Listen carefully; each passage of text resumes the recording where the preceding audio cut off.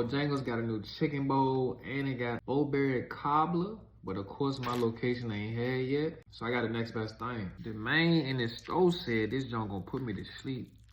As you can see, it's a whole lot of food. You can get breaded or you can get that grilled chicken. I probably should have got grilled, but let's see what this junk's talking about. This ain't nothing but a Southern classic. I ain't gonna copy y'all. Beans, dirty rice, the crunchiness from the chicken, the seasoning that they done threw on the junk. I think this thing was $7. Packed with so much flavor. Wouldn't be right if I ain't dab some of that on that thing.